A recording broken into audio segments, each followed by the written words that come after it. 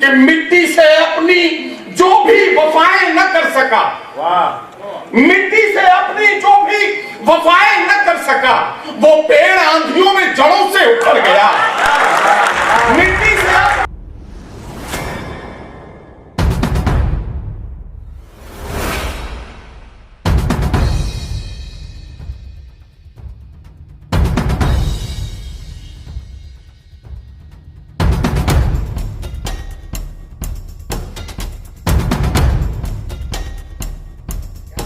नजारा है, पूरा हाल खचाखच भरा हुआ है, बस पीछे का दरवाजा बंद हो जाए तो और अच्छा लगेगा। आप जैसे लोग अब मिलते नहीं हैं, इस महक के फूल अब खिलते नहीं। कवि सम्मेलन मुशायरा सुन रहे, मुश्तरका तहजीब को अपनी अलामत मान करके यहाँ पर लोग इकट्ठा हुए हैं। आप जैसे लोग अब मिलते नहीं हैं, इस महक के फूल अब खिलते नहीं हैं। अरे आप चलकर आ गए हैं, शुक्रिया, लोग तो भूकंप में हिलते नहीं। आइए अब मैं उस व्यक्ति को आमंत्रित करना चाहता हूँ, हालांकि उनका मुकाम नहीं है, लेकिन चूंकि मैं संचालक हूँ तो मैं कुछ भी कर सकता हूँ, आज आजाद हूँ, कल देखा जाएगा। मैं नदीम फारूक साहब को बुलाना चाहता हूँ। मैं जल्दी इसलिए बुला रहा हूँ कि आप ठहरे नेता, पता नहीं कब उठ के चल दो आप, तो अच्छे आदमी को सुनवा दे पहले आप, बस ये है और कुछ नहीं। लेकिन व्यस्त जी आप जाएंगे नहीं, ये तय करना। आप जाओगे कहाँ, कुछ काम होगा तब तो जाओगे। मैं नदीम फारूक साहब को आमंत्रित करना चाहता हूँ। हिंदुस्तान का जो संयुक्त संस्कृति वाला मंच होता है, उसमें बहुत कम ऐसे लोग हैं जो संचालन को बहुत ईमानदारी से निभा सकते हो। उसमें हमारे आदरणीय मंसूर उस्मानी साहब ने वास्तव में जब से भी इन्होंने मंच संभाला, चाहे हिंदी मंच हो चाहे उर्दू मंच हो, उन्होंने बहुत ईमानदारी के साथ कवि सम्मेलन और मुशायरे की निजामत की है। उन्हीं से हम लोगों ने सीखा है। जो थोड़ा बहुत तलफ़ुज़ है वो इन जैसे बड़े लोगों के कदमों में बैठ करके ही सीख पाए हैं। उसी परंपरा को जिसने बहुत तेजी से आगे बढ़ाया और ऊंचाई तक ले जा रहे हैं, वो है हमारे भाई नदीम फारूक। नदीम फारूक के साथ एक ऐसी बात है कि वो हिंदी के भी बहुत बड़े ज्ञाता हैं, उर्दू के तो खैर वो आदमी कहे ही जाते हैं। लेकिन जिस बात पर मैं ताली बजवाना चाहता हूँ, इनके नाम एक विश्व रिकॉर्ड दर्ज है। मैं भी उसमें शामिल हुआ था। इन्होंने लगभग 150 कितने 102 घंटे का लगातार कवि सम्मेलन और मुशायरा अभी 4-5 साल पहले कोविड के पहले कराया था। हिंदुस्तान के जितने शायर थे, जितने कवि थे, सब उसमें शामिल हुए थे। चूंकि मैं भी शामिल हुआ था, इसलिए मैं उस मुशायरे की तारीफ कर रहा हूँ। आइए जोरदार तालियों के साथ अपने प्रिय भाई नदीम फारूक साहब। जो हमारी जमहूरियत के जश्न के सिलसिले में और 75 साल मुकम्मल होने की खुशी मनाने के लिए यहाँ मुनक्किद की गई है।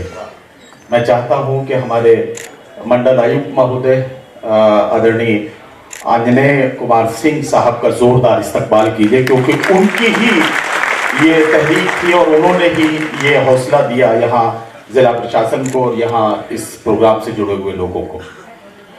मैं कुछ शेर सुनाऊंगा। हालांकि आज मेरे लिए बहुत सुकून की बात यह है कि आमतौर पर चाहे मुशायरे का नाज़िम हो या कवि सम्मेलन का संचालक, हमारे साथ ये होता है कि हमें अपनी पूरी एनर्जी संचालन में लगानी होती है, और जब हमारे पढ़ने का वक्त आता है तो उसके लिए कुछ बचता नहीं है।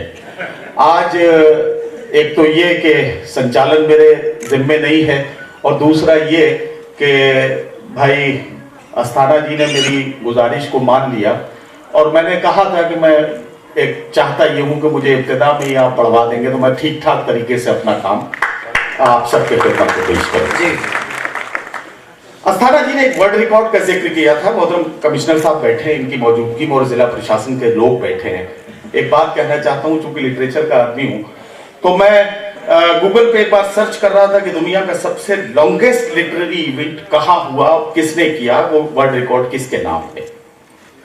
तो चंद साल पहले तकरीबन 2015-16 में मैंने देखा कि 49 घंटे तक चलने वाले एक non stop longest literary event का रिकॉर्ड पाकिस्तान के एक शख्स के नाम था। मेरे अंदर का अब्दुल हमीद जागा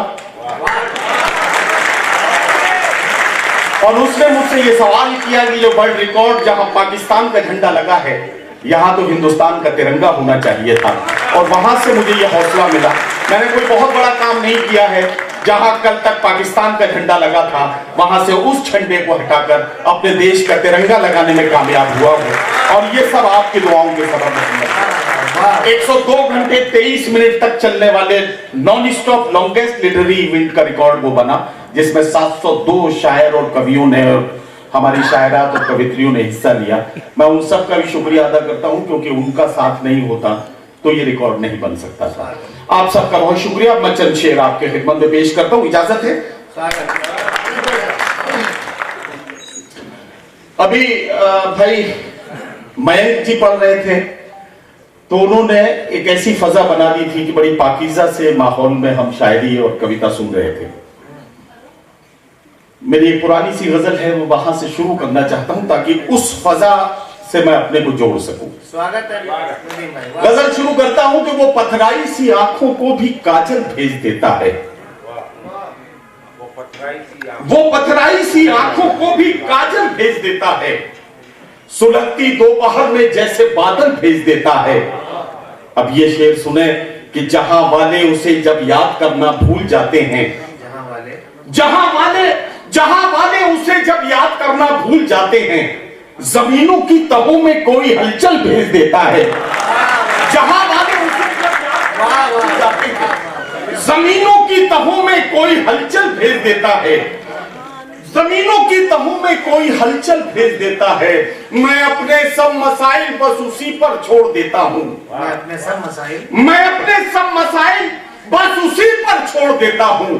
मेरे उलझे मसाइल का वही हल भेज देता है, मेरे उलझे मसाइल का वही हल भेज देता है।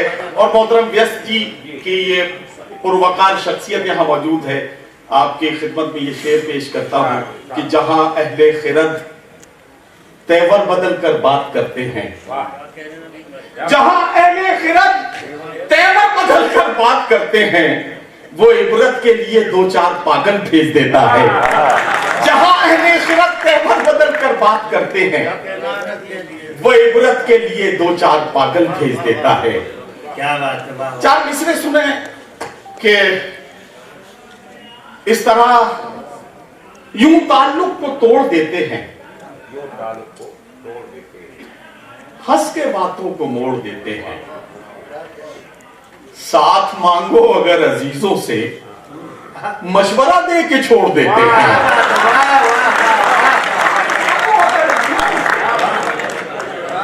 यूं ताल्लुक को तोड़ देते हैं, हंस के बातों को मोड़ देते हैं, साथ मांगो अगर अजीजों से मशवरा दे के छोड़ देते हैं, मशवरा दे के छोड़ देते हैं। अब ये भी एक गजल शुरू करता हूं। वो शख्स बाअमल था मगर जिद पाड़ गया, वो शख्स बाअमल था मगर जिद पाड़ गया, अपनों से दूर होके मुसीबत में पड़ गया, अपनों से दूर होके मुसीबत में पड़ गया। अब शेर सुने कि मिट्टी से अपनी जो भी वफाएं न कर सका, मिट्टी से अपनी जो भी वफाएं न कर सका, वो पेड़ आंधियों में जड़ों से उखड़ गया। मिट्टी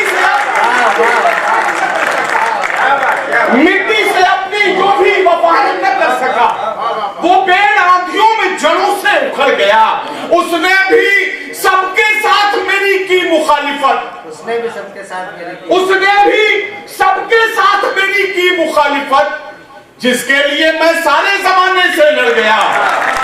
उसने भी सबके साथ मेरी की मुखालिफत, जिसके लिए मैं सारे जमाने से लड़ गया।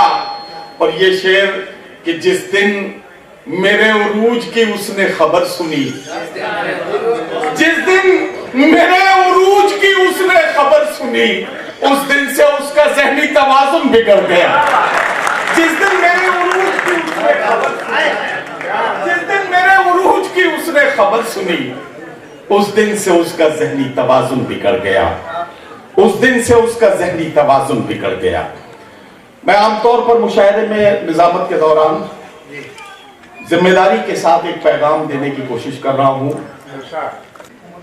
एक साहित्यकार, एक कलम का छोटा सा सिपाही आपके खिदमत में पेश करना चाहता है। जी भाई, वाह। मैं बहुत जिम्मेदारी के साथ बात, छोटा बड़ा गरीब अमीर किसान मजदूर को सिर्फ बेटी की नजर से देखिए और यकीन रखिए इस बात पर कि किसी बेटी के साथ अगर कहीं कोई नाइंसाफी हो रही है और अगर उसे रोक, आपकी बेटी की हिफाजत के लिए भी उसी तरह से खड़ा नजर आएगा। इसके लिए जरूरी यह है कि हम उस काम को पूरी जिम्मेदारी के साथ निभा सकें। एक गजल शुरू करता हूं। स्वागत है भैया, वाह वाह। हम अपने आंसुओं को इस तरह बड़े चित्रों में तक ढकने की कोशिश करती रहती है। वो बेचारी जिसे हम लोग आवारा समझते हैं, इबादत की तरह एक एक सिलवट पढ़ते रहते हैं। हम अपनी माँ की पेशानी को सिपारा समझते हैं, इबादत की तरह एक एक सिलवट पढ़ते रहते हैं। दिया तो मैं समझ गया कि मेरे हिस्से का 1.5 मिनट बाकी है। नहीं, अभी आपकी एक गजल मुकम्मल हो। कुछ इस तरह से तेरे इश्क में फना हो जाऊं। कुछ इस गजल सुनिए, ये जिगर के शहर में तेरे इश्क में फना हो जाऊं, हाँ, हवा बनाऊं तुझे और मैं दिया हो जाऊं। कुछ इस तरह से तेरे इश्क में फना हो जाऊं, हवा बनाऊं तुझे और मैं दिया हो जाऊं। बस एक बार पुकारूं तुझे मोहब्बत से, फिर उसके बाद हमेशा को बेसदा हो जाऊं। बस एक बार पुकारूं तुझे मोहब्बत से, फिर यकीन है ये बात गैर मुमकिन है, मैं सच के साथ रहूं और गुमशुदा हो जाऊं। मैं आंसुओं से लिखे शेर, मैं दर्द की लज्जत से आशना हो जाऊं। अगर मैं दर्द की लज्जत से आशना हो जाऊं, अब ये शेर बतौर खास शहर जिगर में, मेरे खुदा मुझे एक ऐसी शब अता कर दे। जाहिर है कि यहाँ कुछ किसी लफ्ज के मानी बताना आप लोगों के साथ, मेरे खुदा मुझे एक ऐसी शब अता कर दे कि अपने आप से कुछ देर को जुदा हो जाऊं। मेरे खुदा मुझे एक ऐसी शब अता कर दे कि अपने आप से कुछ देर को जुदा हो जाऊं। गजल की राह पे यूं साथ हम चले फर्रुख, तुझे रदीफ बनाऊं मैं काफिया हो जाऊं। गजल की राह पे यूं साथ हम चले, गजल की राह, कोई दरवेश हो सुल्तान बनाने के लिए, तेरी तस्वीरें लगा रखी हैं दीवारों पर, तेरी तस्वीरें लगा रखी हैं, मैंने कमरे को परस्तान बनाने के लिए तेरी तस्वीरें लगा।